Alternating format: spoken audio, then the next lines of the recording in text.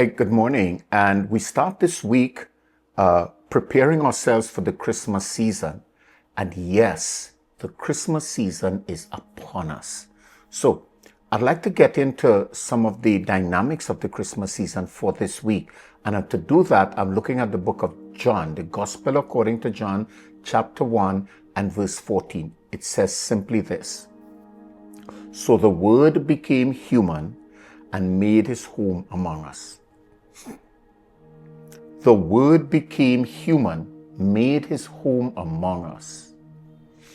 Now, if you've read the book of the Gospel according to John, you begin to realize it says the Word was in the beginning with God, and nothing was made without the Word. It actually says in John chapter 1 verse 1 that the Word was God. The same was in the beginning with God. So now we're not talking about some fictitious, fanciful, ghoulish creation. We're not talking about a Frankenstein-style creation where we're putting body part. This is God now.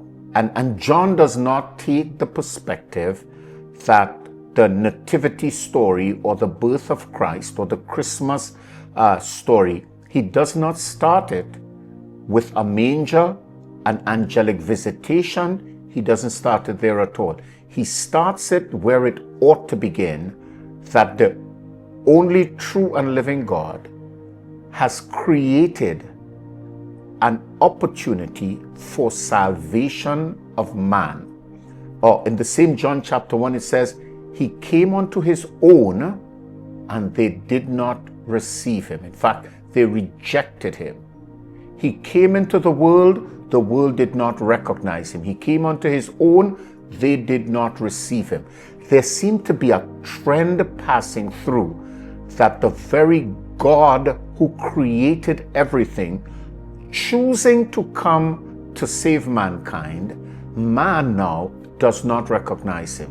And the thrill of the chase where God is seeking to rescue man, even though man drowning in sin does not want to be rescued. In fact, he is dying and is asking God, please not to get involved. Let him die the way he is dying. And God seems to be persistent in his pursuit of us.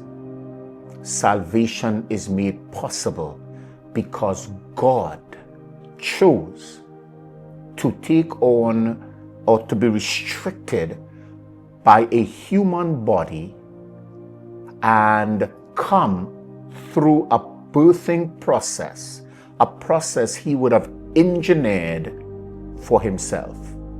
Well, that's the Christmas story, if you ask me. That's the story that we should all be clamoring to tell. Instead of highlighting a tree or mistletoe or any other light, we should really be talking about that God chose to restrict his own reality by becoming a man. And for that, my friend, God deserves our respect, our acknowledgement, and even more than that, our worship. So this season, I hope you will deny yourself the right to celebrate like you want to and give God the glory. Look what he has done.